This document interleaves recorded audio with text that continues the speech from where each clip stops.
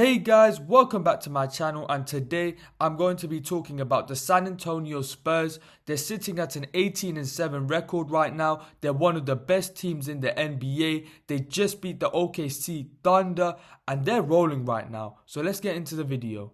First of all, let's talk about their most recent game. They just beat the OKC Thunder in the NBA Cup in a very close game, and Victor Wembanyama didn't even start this game. He came off the bench and you just felt the guy's impact from an offensive standpoint and especially from a defensive standpoint. He's the best defender in the world and it's not even close. But the San Antonio Spurs, they're such a complete and deep team. They've got so many good young players.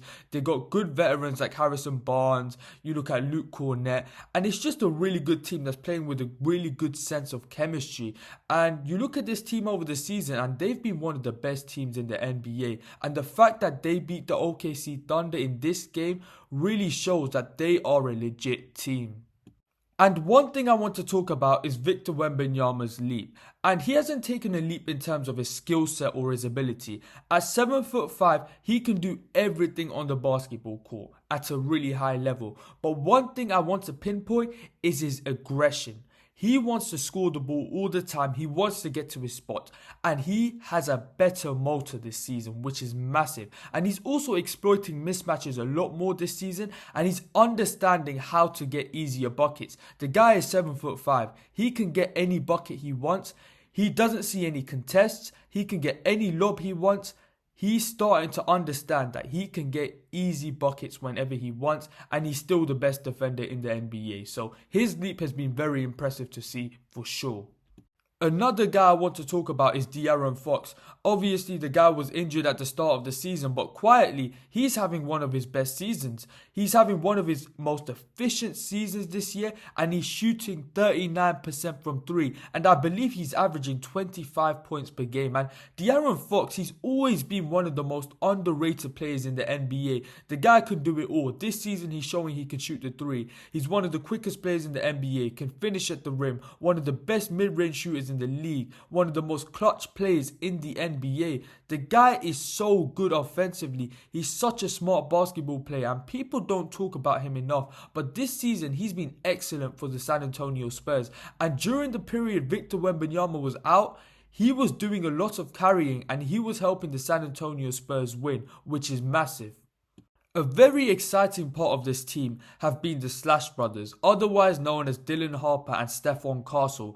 And why this duo is so exciting is because both of them can get downhill at ease and they are excellent finishers at the rim for the guard position. They have been really good to watch, especially Stephon Castle. It feels like he's taken a leap. He's a lot more confident. The playmaking is there. He's finishing at the rim. The three ball has been falling recently, which is a very encouraging sign. And then Dylan Harper, he's got so much poise to his game, so much composure, and he plays at his own pace, very reminiscent of Cade Cunningham, and he finishes at the rim at a really high level for a rookie. And the only thing he really needs to work on is that outside shot, and if he develops that, he can become a major problem in this league. So the Slash brothers have been very impressive this season and have been a big part of San Antonio's success this year.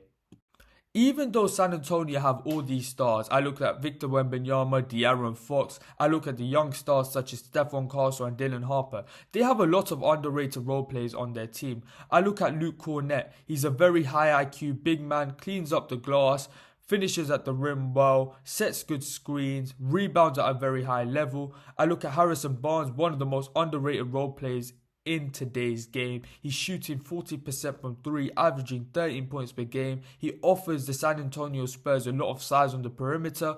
I look at the young player Devin Vassell, who's shooting the lights out from three, a really good offensive player. Keldon Johnson, very athletic, applies rim pressure, finishes at the rim, rebounds the ball really well. And Julian Champagnie can shoot the hell out of the basketball. So even though San Antonio have all these stars and these household names, they have a lot of underrated role players that do their job at a very high level. Moving on to the strengths of the San Antonio Spurs, the first obvious strength is the defense. You have a Victor Wembanyama anchored defense, one of the greatest interior defenders of all time, the best defender in the NBA. And if you have Wemby on your team, you're automatically a top 5 defense in the NBA. That's how special this guy is defensively. This team, it's young, it's athletic, it's got a lot of energy. They've got 2 superstars in De'Aaron Fox and Wembanyama. They rebound the ball really well, which is a big thing that contributes to winning. So this team, it's got a lot of positives going for it. However, this San Antonio Spurs team is far from perfect. They do have some weaknesses. First of all, I'm going to talk about Victor Wembanyama's game. In my opinion, his processing and playmaking of the game is the weakest aspect of Wemby's game right now. He does struggle against certain defenses. He does turn the ball over too much. And especially against doubles, he does find some problems. So if he keeps improving on that aspect of his game, I think he's going to be even more scary than he is. And this will just come with time and experience, in my opinion. Another major concern is the injuries, especially for Wembanyama. Last season, Wemby suffered a blood clot. This season, he suffered a calf strain that sat him out for a very extended period of time. So injuries have been quite synonymous when we talk about Victor Wembanyama. And if Victor Wembanyama is hurt, the San Antonio Spurs aren't going anywhere. With that being said though, during the period that Wemby was out, the San Antonio Spurs were winning games still. So that is a very encouraging sign. And the final issue for me with the San Antonio Spurs is the 3-point shooting. They do have some shooters on their team. However, they're not the best 3-point shooting team. And a lot of teams can have advantages over them when it comes to 3-point shooting. And to finish off the video, I'm going to be doing a quick Spurs versus Knicks NBA Cup Finals preview. In my opinion, this is going to be a very intriguing matchup. The Spurs, they're young, they're athletic, they're hungry. The Knicks, they've been in the playoffs. They're more of a veteran team, but they're hungry as well because they haven't made it to the NBA Finals. They got beat by the Pacers 2 years in a row. They've got a point to prove as well. And obviously, the cash prize for every single player is going to be $500,000. So there's definitely going to be an NBA playoff type atmosphere. So it's going to be very exciting to watch for the fans. In terms of the matchup and how they're going to match up against each other, I think the San Antonio Spurs do have some advantages. When I look at their ability to get downhill through their guards such as Dylan Harper, Stephon Castle, De'Aaron Fox, I think they have a major advantage in the paint there because Karl Anthony Towns is the starting center of the New York Knicks and he's not a good rim protector. So I do feel like the Spurs can definitely gain an advantage in the paint. Defensively, I think they have the size and the athleticism to put on Jalen Brunson and slow down Jalen Brunson. With that being said though, Jalen Brunson is one of the best scorers in the league. He's crafty, he's intelligent, he knows how to score 30 a night. He's just a very skilled scorer. And in terms of the advantages the Knicks have, they have a lot more experience in high pressure situations. They have more veteran presences. They have more skilled players in Jalen Brunson and Karl Anthony Towns. They've got really good quality role players. I look at a guy like Mitchell Robinson. I think he can slow down Wemby to an extent.